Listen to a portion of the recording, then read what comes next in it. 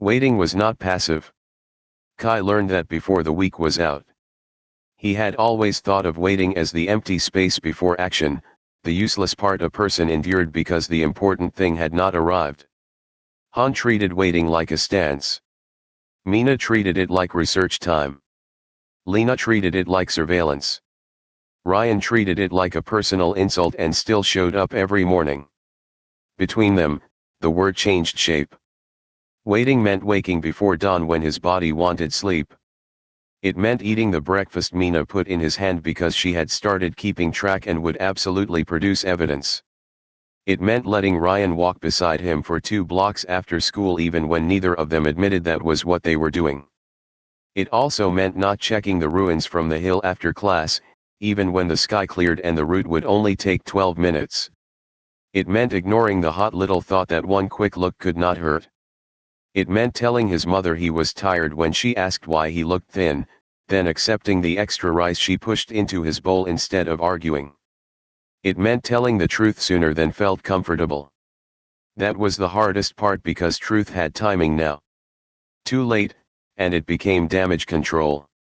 Too early, and it could scatter people into fear before they had enough shape to hold it.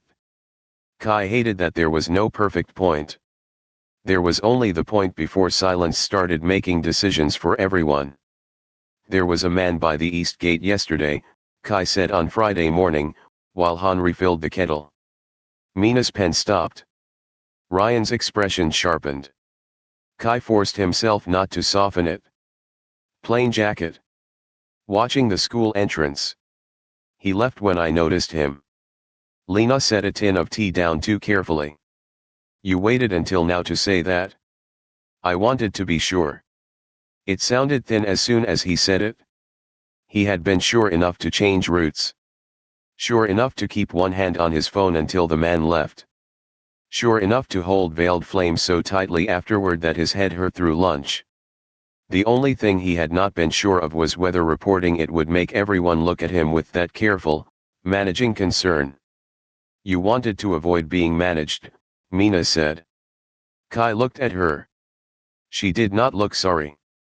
Those are different things. Ryan gave a low whistle. She got you. Kai expected irritation to rise. Instead, embarrassment did, hot and honest. You're right. The words made the room shift. Not dramatically. No one clapped. No hidden gate opened. Mina simply nodded once and wrote the detail down. Ryan stopped joking. Han asked for the man's height, posture, shoes, and whether he used his phone. Lena made a call to someone she described only as a former student who owed her 3 favors and had access to public camera schedules. The machine of their small support structure moved because Kai had finally put something into it. That was humbling in a way he had not expected. He had imagined help as a dramatic rescue or a burden shifted onto someone else's shoulders. Instead it looked like questions, calls, notes, and people changing their routes by 5 minutes. The structure did not erase danger. It made danger less able to hide inside his private judgment. That afternoon, school felt different. Not safer, exactly. Sharper.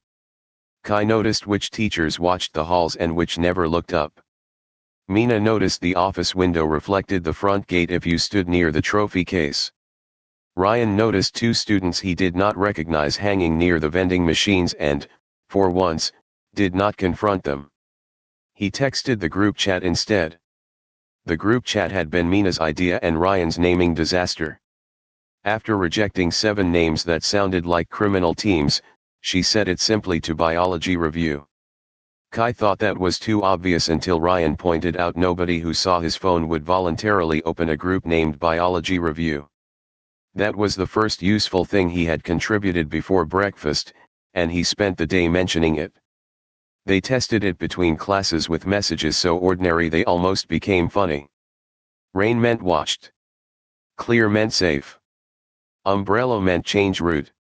Ryan sent umbrella twice because he thought the word looked suspiciously dramatic on its own.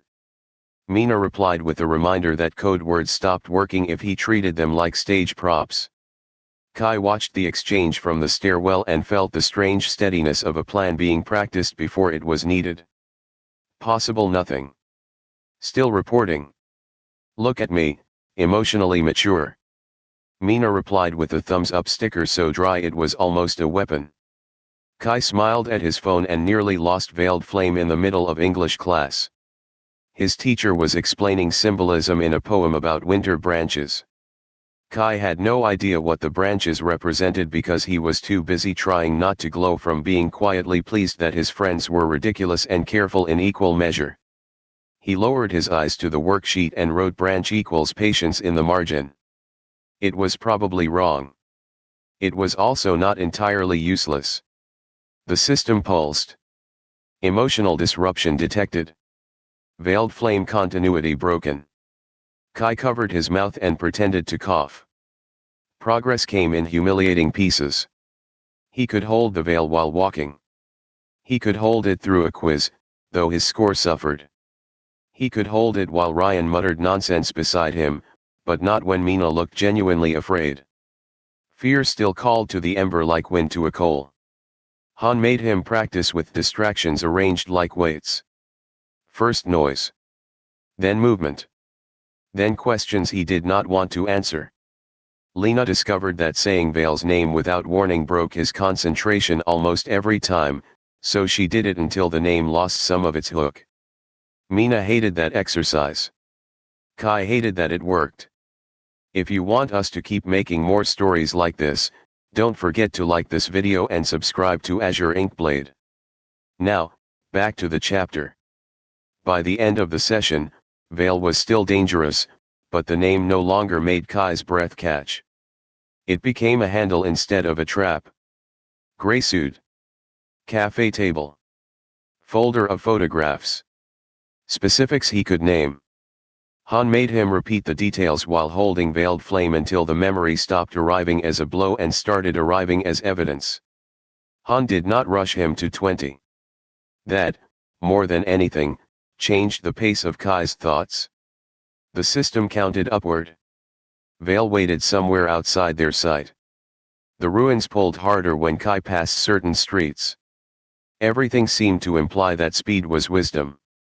Han contradicted that by making tea slowly, correcting Kai's posture slowly, and ending sessions before Kai could turn effort into punishment. The restraint frustrated Kai until he began to understand it was not delay. It was shape. You will reach it, Han said after training on Saturday. The question is what kind of person reaches it? A panicked boy with a bright flame is easy to guide into a trap.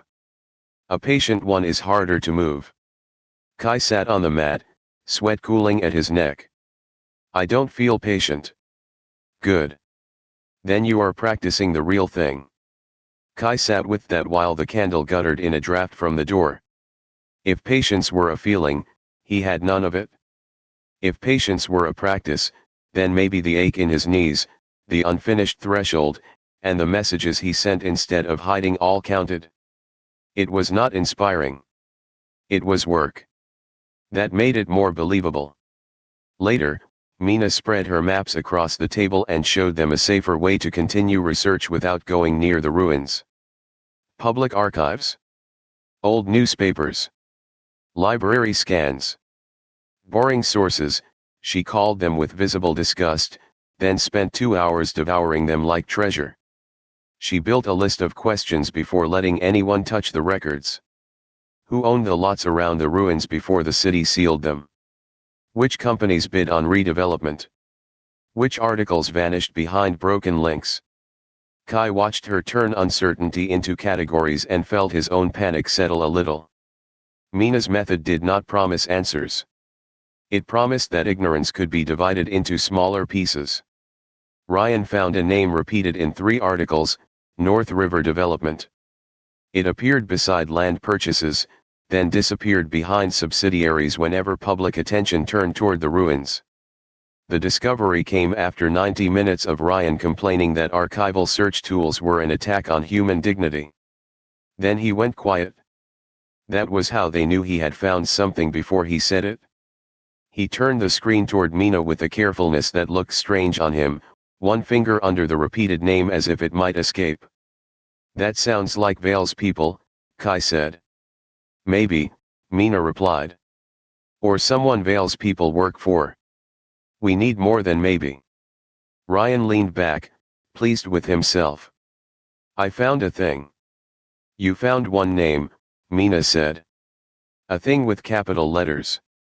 Very advanced. The teasing steadied the room. Kai let himself sit inside it for a moment. This was what he had almost stolen from them by deciding alone, not safety, but the right to choose with open eyes. There was risk in the room. There was also agency. Mina could decide when a source was too thin. Ryan could decide to report instead of charge. Kai could decide to admit when the pull from the ruins grew stronger. None of that made them safe, but it made them participants in their own fear instead of passengers inside his silence. That evening, he trained at home with the window cracked and the rain smell still clinging to the city. He did not chase the next threshold. He followed the breath as Han had taught him. Heat inward. Fear named, then lowered. Wanting power acknowledged, then set aside. The apartment was quiet except for the occasional rush of tires through wet street water below. His mother slept in the next room after a double shift, one hand still curled near the edge of her blanket as if she had fallen asleep reaching for something. Kai kept his breathing soft. Training here felt different from the tea shop. There were no witnesses, which meant honesty had to come from him. The stone warmed slowly in his palms. Chi 19 of 30 veiled flame duration, 8 minutes under calm conditions.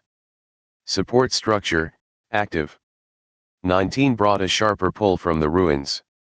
Not a voice. Not a command. More like remembering a song he had never learned. The old urgency rose with it, reach 20, return, force the answer open before anyone else moved. Kai almost obeyed the feeling. His body leaned before his mind agreed. Only an inch, maybe less, but enough to frighten him. The ruins did not need to shout if some part of him was already waiting for permission. He set the stone down on the floor and put both hands flat beside it until the impulse became a thing he could observe instead of a thing he was inside. Then he sent one more message, not because the plan required it, but because he wanted the habit to become stronger than the pull. Stronger pull now. Staying home. The replies came fast enough to make his eyes sting. Mina sent, noted. Eat something. Ryan sent, heroic sitting. Han sent nothing for almost 5 minutes, then, good. Instead, he picked up his phone. 19, he wrote to the group chat. Stronger pull from the stones. Not going alone. Mina answered first. Good. Ryan followed. Growth. Terrifying. A message from Han arrived a minute later, brief and unsurprised. Tea shop tomorrow. We decide together. Kai set the phone down and looked toward the dark window. Somewhere across the city, the ruins waited beneath rain and fences and other people's plans. They would not wait forever. For tonight, neither would he run toward them. He stayed by the window until the urge passed from command to ache, and from ache to memory. Only then did he close the window, check the lock, and turn off the light.